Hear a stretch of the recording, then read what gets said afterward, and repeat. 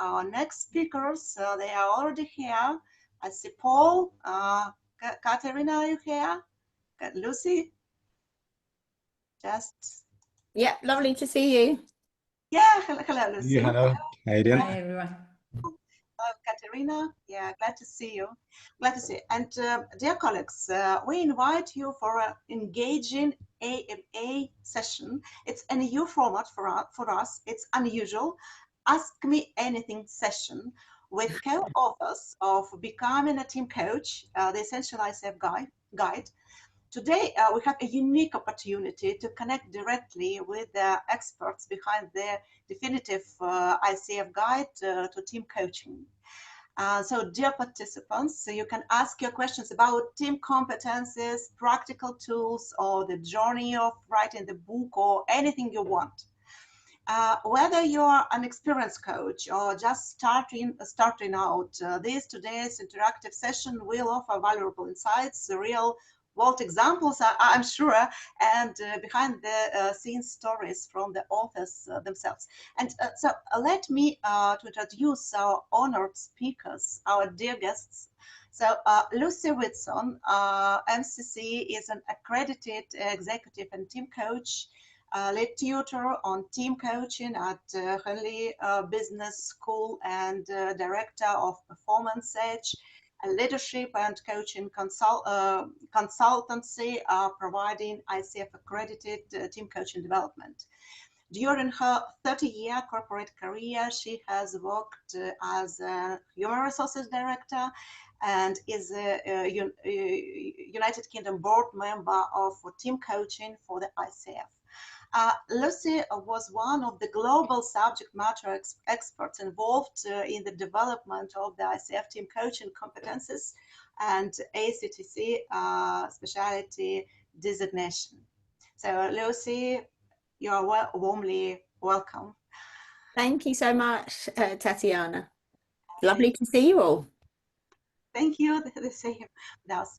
Our warmest greetings to Katerina Kanelidou, MCC, ACTC. She's a leadership and team coach, certified trainer, educator, and mentor, passionate about coaching, leadership, and citizenship. Her mission is to empower humanity one team at a time. Based in Greece, she works with leaders and their teams from around the world, supporting them to create positive, sustainable change in adverse environments. She was one of the subject matter experts that worked on the development of the ICF team coaching competencies and served as a co-leader of the ICF team and group coaching. So Katerina, you're warmly welcome. Thank you very much. You are the friend of the Central House of Coaching and Mentoring. Thank you for your support in the previous project and just here. And thank you so much for connecting people, for connecting us with Paul and with Lucy. Thank you. Thank you for the invitation. Thank you. Let me introduce Paul. Welcome, Paul Barbour.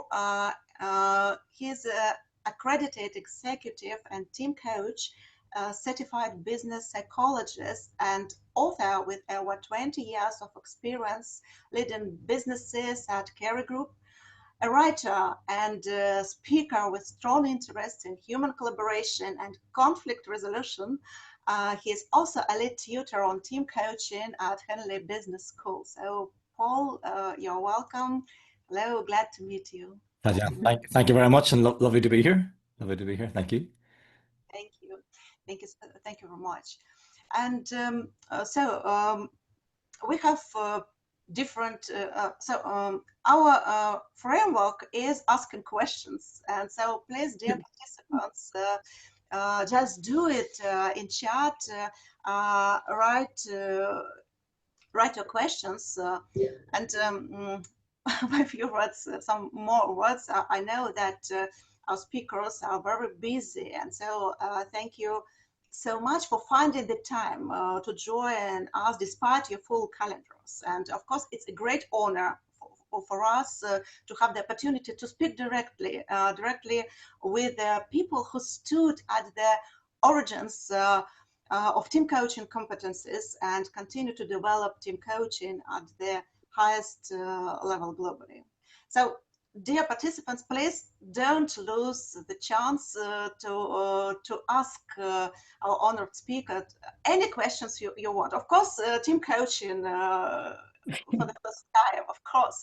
But if you want to ask them about their book, about their experience, about anything else, so our session is Ask Me Anything.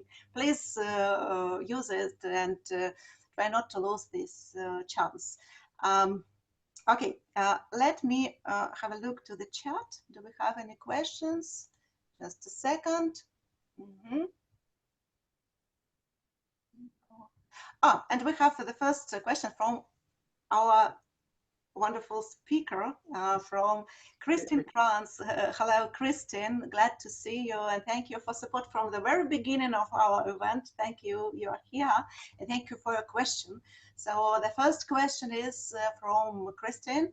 What do you think, how AI will do team coaching without a coach? Okay. You know, Christine, that we have at the Team Coaching Global Summit a session dedicated specifically just for that, AI and team coaching. And I think the first thing that I think there is a confusion or lack of enough clarity is when we are talking about AI, what specifically are we talking about? Because it includes so many things. I was talking yesterday with a colleague at TCGA, and she said, I am so ignorant I know nothing about AI. I said to her, no, actually, you have already used it. Because in a session that we were working with a team, we sent afterwards, with their agreement, of course, and approval, the summary using the Zoom AI that has to summarize everything. So I said, no, you already use it. So I think there are a lot of conversations to have to bring more clarity of what exactly is included in AI, what are the specific tools and technology that is included, and which one of these can be applicable and useful to team coaching, specifically as we move to more hybrid workplaces or teams. I will tell you my personal opinion. I started using Wiser many years ago. It was like eight years, I think, ago. I don't even remember. I lost track of time. And it is still a simple application. So it's one of the applications that you can have the interaction. It was for in-between sessions with a client. It was based on CBT, so it was cognitive behavioral therapy. It was all backed and created by psychologists specialized in CBT. So it was used in between the sessions to how can I describe that? When there were the moments, the urges that they needed either to better do the self-management or to use as an additional support. So I don't see, I don't know how in the future we're talking about. But I see that AI could be useful, has a lot of tools to use in addition with a coach to support the work in many different applications.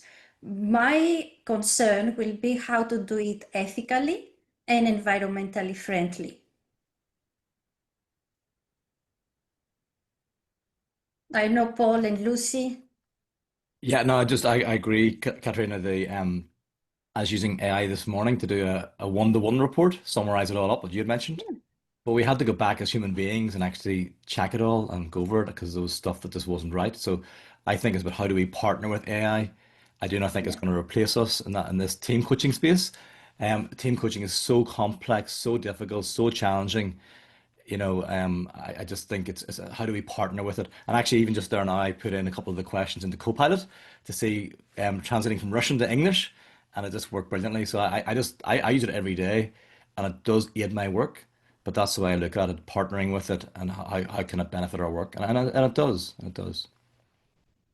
Lisa, have you got any thoughts? Yeah, I don't want to just repeat. So similar views. I think it's about embracing it and seeing how, yeah, absolutely can support the work we do. So I won't repeat everything else you've said. Okay. Thank you for the question, Christine.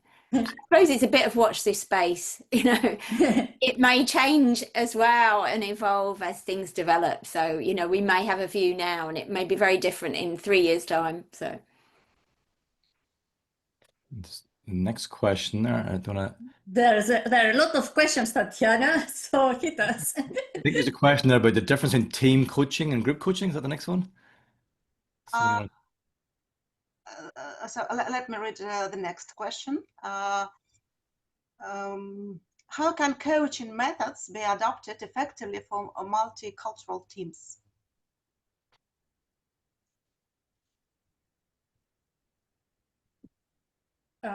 Who should start with that? maybe Paul might be a good one, because I know within our business, you're working with a very multicultural team. Yeah, I was speaking to the leader yesterday, working with my co-team coach today. It's a Japanese team, and it's just fascinating. Japanese, European, American, and how that all works together, or doesn't work together, as I would put it sometimes.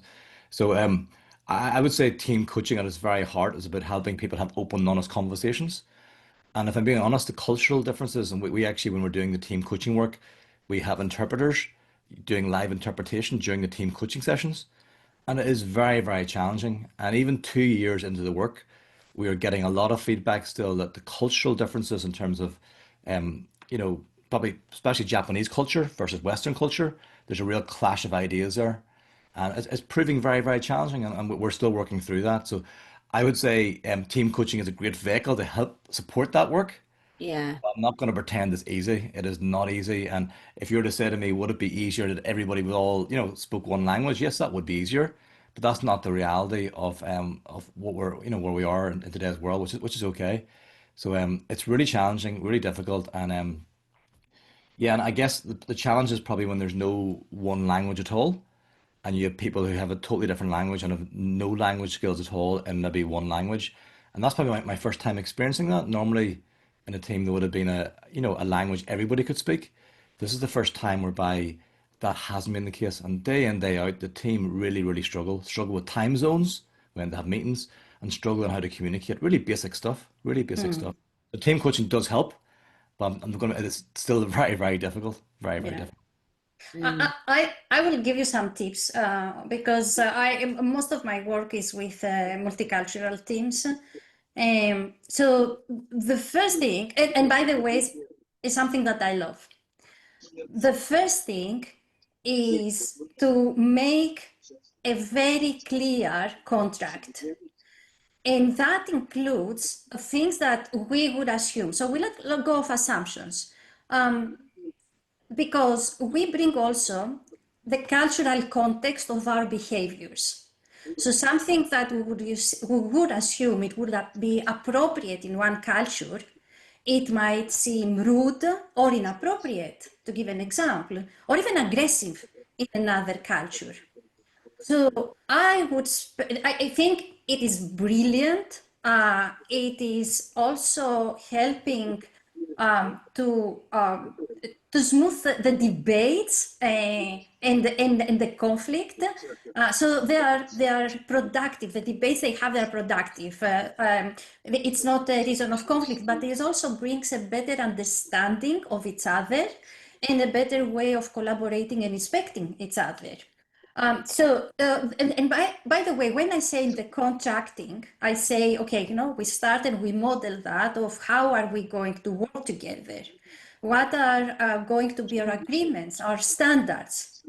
And here we cannot assume. So for example, if someone says, hey, we show respect, I'm going to be more thorough and ask, how do you show that? So what are the behaviors that you would expect from others? but also it's going to be more about, hey, when you see that behavior, for example, let's say someone is being silent, or it's saying yes, like a very common thing. Like I learned that in Asia, talking about Japanese, in Chinese would say, we note like yes when you say something. That means that they have acknowledged what you say, not that they have agreed to what you say. So it's having more clarity of the different cues. That is, for me, it's the cornerstone to be able to work better, and they also can take that outside of the team coaching. There is also another exercise that I love to do. This is also very practical. I don't know how many of you know the iceberg of diversity. I think we have included also that in our book, in creating awareness. Was it in creating awareness, Lucy? I think it was, or it was in dynamics. Anyway, Yeah. yeah, it is in that book. And there, it's by starting. Okay, this is what is visible. This is what is the iceberg is simple. The principle of iceberg. There is some part of the iceberg that is above the waterline, above the sea, and you can see it. That is the behaviors and what is visible in the other person. And then you have the waterline, what might be visible if you look more carefully. And then is everything that it is below the waterline. Here is the beliefs, the values, the background. We bring also cultural context, everything. This is something that I use with teams. I have used it a lot, and they create that. We create it together. I don't tell them this is it. So we started creating together. And then they understand each other better, and they are able to respect each other better, because it's not enough to know, hey, we are all different. This is our background, right? This is our norms from our culture. But it's also to see, okay, yeah, I now have that registered. It is visible also for me to better understand it and acknowledge that. I hope that was helpful. Yep. Thank you. Tatiana, would you mind sharing another question maybe? I haven't got my chat GPT running in the background. I didn't think about that. Good idea, Paul. There's too many to keep up with us. Yeah, I can't translate. So I think you're on mute, Tatiana. I'm speaking with you without microphone. That's good. Okay, one more question. What has been the most challenging case from your experience team coaching, and how did you handle it? Sorry, could you repeat the question, please? Of course. What has been the most challenging case Okay. of your experience in team coaching, and how did you handle it? This is a question from the owner of Academy of Art Coaching and Creative Thinking, as well as co-owner of the Quantum School of Professional Coaching, author and facilitator of ICF accredited coaching programs. She's not here, but she asked kindly to ask you, because it's very important to her. So please. Lucy, do you want to have a go at that one? Yes, Lucy, go. Yeah, so probably having been team coaching for a long time, probably the most challenging was actually quite recently. So it's a team that actually I'm team coaching with Paul, executive team in a large organization. And one of the things that came up from their diagnostics was around them wanting to have more open and honest conversations.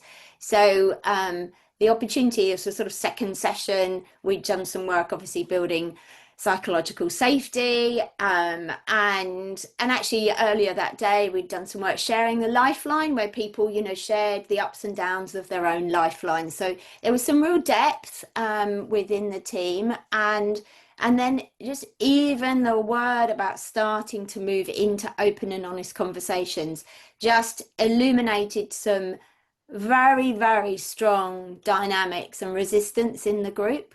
Not from all of the group, particularly sort of three members of the team, and not wanting to move into that in any form. So we heard that, and initially they sort of had talked about maybe pairs work could feel safer. So Paul and I recalibrated, made some suggestions. We've heard what you've said. What about doing, you know, some pairs work? And then after they reflected further, they decided they still did absolutely not want to move into that. And the resistance was very, very strong, probably a bit of scapegoating as well happening. So there's sort of the resistance then was very much targeted towards us in terms of, you know, not wanting to step into this. We held the discomfort. It was very uncomfortable, I've got to say, probably the most uncomfortable team session that I've held. And there was a dialogue about, you know, why not? Why didn't they want to step into this? And obviously people raising, as well as us, that this is something that had come up that they had asked that they wanted to do. So we sort of held the discomfort with them, and at the end of it, actually, the sort of CEO stepped in and said, I think we should just sort of pause there and you know, sort of have a drink, he said. And so from our point of view, we were both like, oh no, you know, has this worked? Has it not worked? The reflection from them actually the next day was that it opened the lid on something that was obviously sitting there within the team, and it's still sort of sitting there.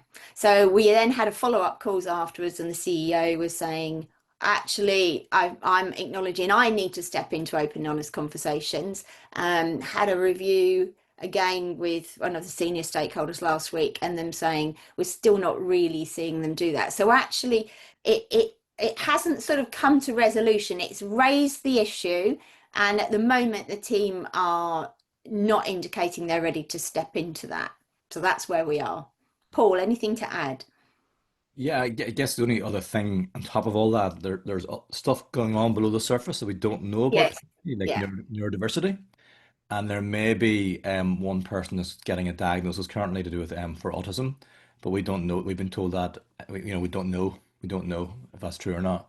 So I guess it's kind of this idea that, you know, whilst there's, you know, a real pushback, you know, maybe we've been inviting somebody to contribute, and for them that is absolutely like hell on earth type thing. And then there's definitely colluding going on, whereby when one person says no, I'm not doing that, you know, a couple of other people joined in with that and colluded very, very strongly. But the resistance was probably, as Lucy said, as strong as I've seen as well. And yeah, holding the space during that is one thing, but it does take its toll. And supervision is important and things like that to support that afterwards as well. So Yeah. not easy, not easy work, not easy work. No, I took that to group supervision and one-to-one supervision actually. So good learning. Sometimes group dynamics, you know, yeah, there's unmet needs from, you know, from their own experience, childhood, that just start to play out. And I think that particular instance very much triggered those. And then, as Paul said, then there was collusion between some of the team as well. So it's still sort of sitting with the team, and for them, you know, to explore, and we've got a conversation hopefully soon to then think about, well, what is next then? Where do they want to go with this? There's a thing in my mind there. What I heard this one time said by a psychologist: what if all behaviors that we deem to be unhelpful, that we deem to be what if all behaviors are just unmet needs? Yeah. I love that. What if all behaviors are just unmet needs? And I guess our challenge is to try and work out, but it's so difficult to do that if somebody doesn't actually know what their own needs are. So Yeah. very, very, very, very interesting. What you said just reminded me something that it's from nonviolent communication, and Giuseppe Totino had taught me many years ago, is that when someone says no to something, verbally or, you know, with behaviors, is because they say yes to something else. So you mentioned, like, yeah, what we don't observe, but what is behind that. And again, I'm going back to like, okay, let's reconsider, let's recontract, okay, you know, what, or just to raise awareness, to evoke awareness, like, okay, you know, this is what I'm noticing, and I'm wondering what's the need behind that, instead of saying why you do that, what's the need? Yeah. Yeah. Lovely, lovely, lovely question. I mean, one of the things they have identified actually is that there is a need there, not just with the exec team, but actually in the whole organization to do some awareness around neurodiversity and how to manage that and how to deal with different behaviors, etc., and be more neuro-inclusive and neuro-affirming. So that's sort of a next potential step. Thank you for the question. Yeah, thank you. Diana, the next question, whatever that is. So. Yeah, the next question is, what team diagnostic tools would you recommend using in team coaching when starting to work with a team? Okay. Paul and Lucy, you have your own tool, so share that, and I will go with other. We're biased. Yeah, We're I was going to say we're probably very biased, obviously. So I mean, I would say I'm accredited to use more than just our own one. So I am accredited to use some other ones. But yes, we do use our own diagnostic, of course, when working with teams. But also we would always do one-to-one interviews as well. Always with the team themselves. You know, sometimes with stakeholders as well. But yeah, we tend to use our creating the team edge diagnostic, which you can have up to 100 respondents complete as well, not just the team themselves, but stakeholders, direct reports of the team. So I'll pass back to you because we're biased. No, it's okay to be biased. Because this is useful actually, because the team coaches don't have all the same process, the same way of working. So some team coaches work with specific diagnostic tools. Lucy and Paul have their own. It works perfectly. They have great results. It works. I know others are using Hogan assessment or Harrison assessments or other assessments that for teams. I'm going to tell you my approach. I don't have in my process one specific diagnostic tool. I started, as Lucy said, with interviews with the stakeholders. So these are the intake information that I take to make an initial assessment. I also ask the sponsor or the team leader if they have, if it's an organization, if they already have internally done any assessment. Yeah. Because sometimes they already have. I collaborated with another co-coach. They had already done in just before we started the team coaching, a different diagnostic tool, and we work with these results. Sometimes they have, sometimes they don't. So we work with that. I also create forms depending on the results I have, the information I have from the intake sessions, and I can create forms that I send for self-assessment. And I can use that before and at the end. That's another approach. Another approach that, again, depending on the case that I have, I could send a strengths finder. And each of the team members will do the strengths finder, and then we'll use it to make some exercise that will be useful. Or sometimes it could be about, most of the times, if not always, values assessment. It's not directly linked with the outcomes, but it is going to be useful to work with the identity of the team, the alignment, and other critical steps of the process.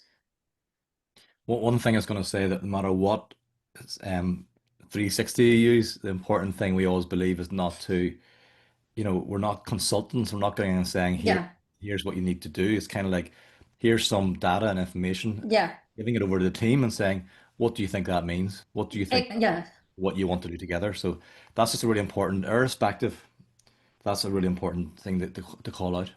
I cannot stress enough what the importance of what Paul just said, because these are all data. They are not, okay, this is the box. These are all data, as is for the team to make sense of these data. Yeah. And just reminded, Lucy, remember that book, Solution Focused Team Coaching? You wrote the endorsement for it? Yeah. In that book there, they just talk about, they don't use any sort of 360 at all. So just, I think, Katerina's point, there's a whole range of things here that people do, and not to be caught up that there's one way. There's not. Yeah, absolutely. And you know, you hear different team coaches or people that are working with teams talking about using different sorts of psychometrics or diagnostics. Some of those, being honest, from an academic world, have a lot of criticism around them because they're not academically robust. However, I think we have a view, if something helps illuminate and helps have the right conversations in the team, we may not use those sorts of diagnostics at the beginning. We tend to use the one-to-ones and Team 360, but you might use them somewhere during the journey. If they help the team have the right dialogue, then they can be useful. But certainly a number of those are, you know, are academically criticized for robustness, but it's whether it's useful. Oh, we have 8 minutes left, Tatiana. Time has flown. 8 minutes and some more questions. So the next one, can you share an example of using AI in team coaching? I think we've talked about that. In terms of, I use it in the one-to-one reports at the minute, probably as the main thing. For taking the one-to-one interviews and getting it to help do like some themes. But I actually find myself increasingly having to do a lot of human type work with it as well. So yeah, so I think we said around partnering with AI probably is the way we approach it. I think in the future probably things like will it listen to a team meeting and give you a report on share of voice, tone. I'd love to see where that all goes. If, you know, what kind of tell you in the future about a meeting. So I envisage a future why it will help us. Imagine a diagnostic where it produces a report based on what it observes in the room in terms of tone of voice and share of voice and things like that. Yeah, it would be amazing. Sorry, Lucy. Go ahead. Just really quickly, I would say I've had quite a few teams who have worked on purpose, for example, you know, come up with lots of some post-its around the essence of their purpose, and then they've taken pictures of that and put that in AI, and AI's come up with some sort of suggested purpose statements for them. Interestingly, the teams I've worked with, when they've come up with it, they haven't actually gone with what AI have suggested. Yes. However, it's got the dialogue going. Yeah. Vanessa May, some other coaches, they did some extensive research on that, and they also had experimented with chatbots for team coaching. So I'm looking forward to learn from them more. I will tell you also another idea that came to my mind when Paul was sharing an example previously. And it is inspired by what Özlem Sarıoğlu said, that even if we don't use it, our clients use it. So first we can ask, is this team already using any AI tool? If it is already using, could that be integrated in our process? Would it be helpful? How the team could use it during coaching, in between sessions, etc. The other thing is that when we are talking about the needs, I am also neurodivergent, and I have difficulties in expressing myself. It's not visible right now, but there is a struggle. So maybe someone needs to use during the session and any AI support to help them articulate the reflections that they would have difficulty doing it otherwise.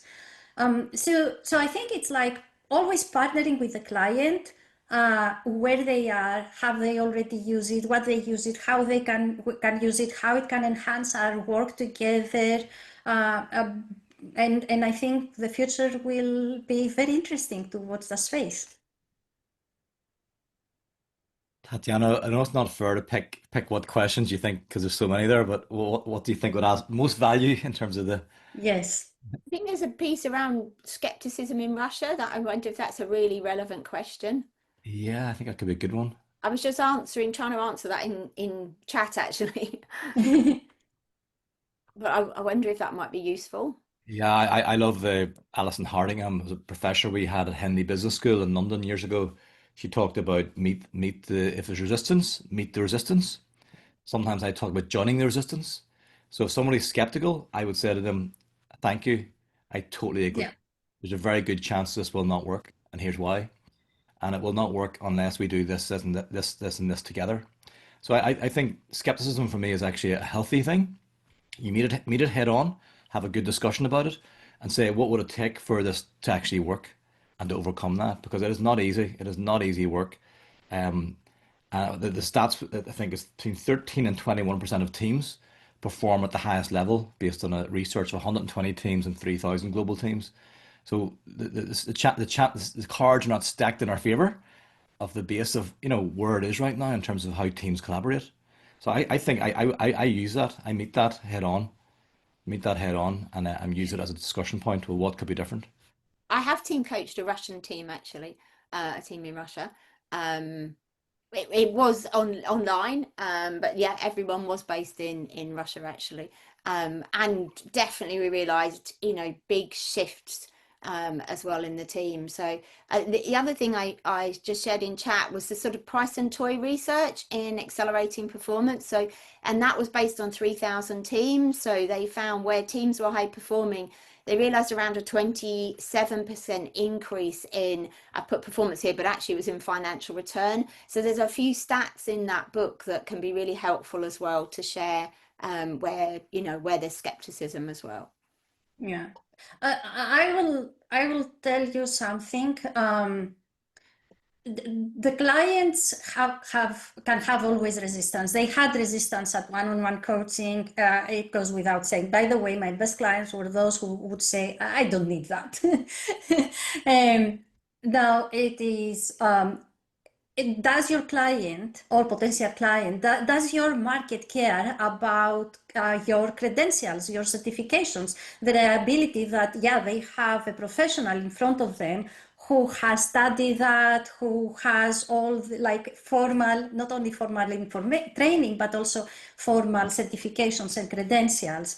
So the first thing to consider, and if yes, your market cares for that, make sure that you have that.